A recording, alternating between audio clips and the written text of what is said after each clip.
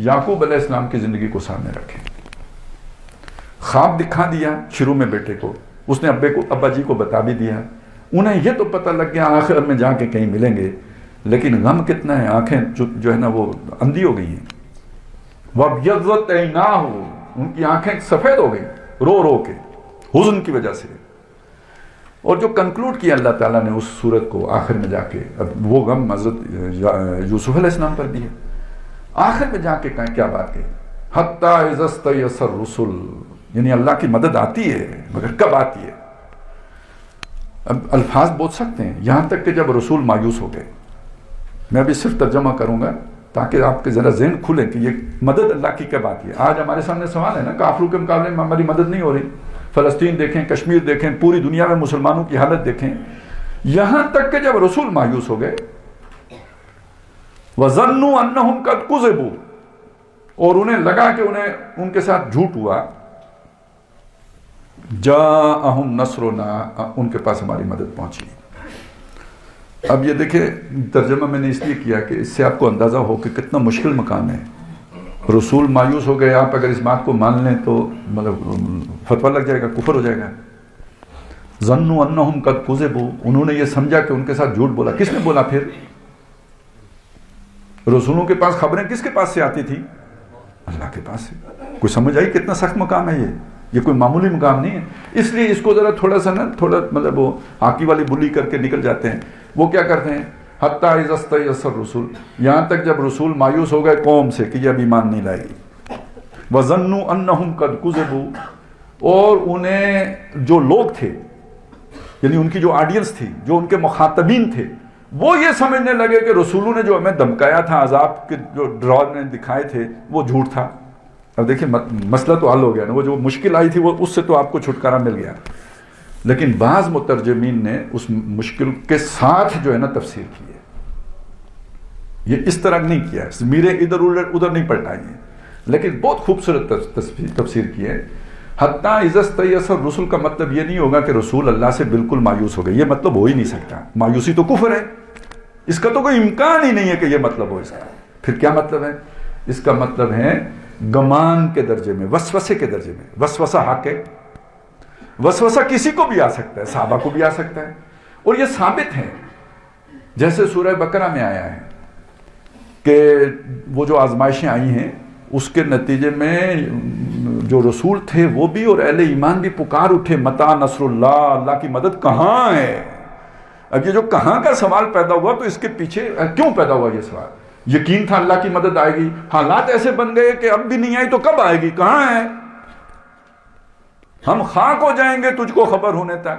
مانا کہ تغافل نہ کرو گے, لیکن ہم خاک ہو جائیں گے تجھے خبر ہونے تک, والا معاملہ ہو گیا. متى نصر اللہ, اللہ کی مدد کہاں ہے, اتنی جلدی نہیں آتی. یہ کیفیت پیدا ہوتی ہے گمان کے درجے میں, زن کے درجے میں, وسوسے کے درجے میں خیال آنے لگا. سچویشن کی گمبھیرتا ایسی تھی کہ وسوسہ لائق ہو گیا.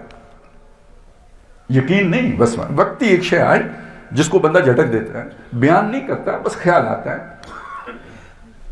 وَظَنُّوا أَنَّهُمْ قَدْ كُذِبُوا, یعنی وہ چیز بھی وسوسے میں اتنا بھی پتہ نہیں. اب آپ اسے یوں کہہ لیں کہ ہمیں سمجھنے میں غلطی لگی, ہو جاتا ہے نا کہ آپ کسی کے پاس گئے, اس نے کہا جی کام ہو جائے گا, آپ نے سمجھا جیسے آپ کی مرضی ہے ویسے ہو جائے گا. اس نے سمجھا تھا کہ اس کے کہنے کا مطلب یہ تھا جو میری مرضی ہے اس کے مطابق کر دوں گا.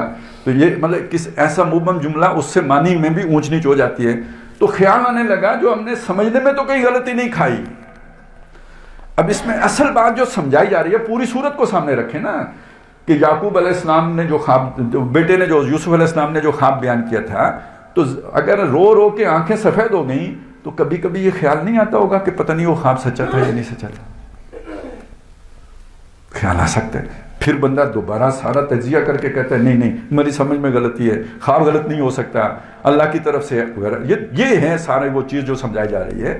لیکن یہ حالات کی سختی آپ کو یہاں تک لے کے جاتی ہے. اصل سمجھانے کی بات یہ, اتنے سخت حالات آتے ہیں یہاں تک پہنچا دیتے ہیں.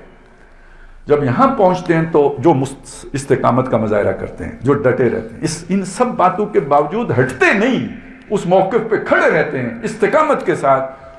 جاءہم نصرنا, ان کے پاس ہماری مدد پہنچ جاتی ہے. لیکن یہ ظاہر ہے استقامت اب یہاں ایمان کے بغیر ممکن ہے، استقامت اب یہاں پر آخرت کے یقین کے بغیر ممکن ہے، تو چھانٹی ہو گئی۔ جو اس استقامت کا مظاہرہ نہیں کر سکتے وہ وہی ہوتے ہیں کہ جن کے دل میں کھوٹ ہوتا ہے۔ اس کی بڑی بہترین مثال قرآن مجید نے سورہ احزاب میں جو ہے نا وہ پیش کی ہے۔ سچویشن ایک ہے، ہر طرف سے لشکر آ گئے ہیں، مدینہ گھر گیا ہے، محصور ہو گیا ہے، اور لگتا نہیں کہ مسلمان سروائیو کر سکیں گے، معلوم ہوا پس جائیں گے۔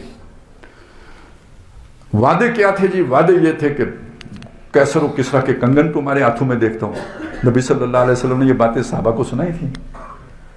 تو جب یہ سچویشن بنی، اس سچویشن کو دیکھ کر ایک گروہ تھا جس نے کہا ما وعدنا اللہ ورسولہ الا غرورا، ہم سے اللہ اور اس کے رسول نے وعدے نہیں کیے مگر جھوٹے وعدے کیے، دھوکے کے وعدے کیے۔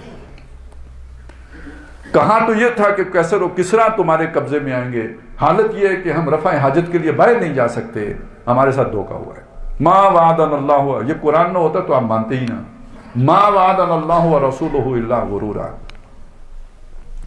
اسی سچویشن کو دیکھ کر ایک گروہ ہے جو کہہ رہا ہے ھذا ما وعدنا اللہ ورسولہ، ہم سے اللہ اور اس کے رسول نے تو یہی وعدہ کیا تھا، اور اللہ اور رسول نے ہم سے سچے وعدے کیے تھے۔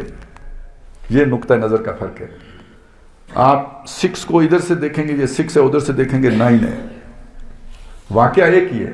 ایمان والا دیکھے گا وہ کہے گا یہی صحیح بات ہے، یہی وعدہ تھا مجھ سے، اور جب بغیر ایمان والا دیکھے گا وہ کہے گا کہ نہیں، اصل میں ہم سے دھوکا ہو گیا ہے۔ ایک ہی سچویشن پہ 2 آراء بن گئی ہیں، مختلف جو ہے نا وہ ڈیوائڈ جو ہے نا اوپینین آ گیا ہے۔ وجہ یہ ہے، وجہ اپنی سوچ کا فرق ہے۔ ایمان ایک سوچ دکھاتا ہے اور بے ایمانی دوسری سوچ دکھاتی ہے۔ اب اس کو ذرا ذہن میں، یہ کہاں سے بنتا ہے یہ فرق؟ اگر آخرت ترجیح ہے تو دنیا کا آپ سے وعدہ کیا ہے؟ امتحان، تو امتحان ہی تو ہو رہا ہے۔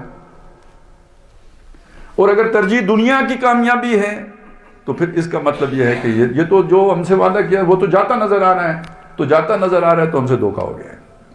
ما وعدنا اللہ ورسولہ الا غرورا۔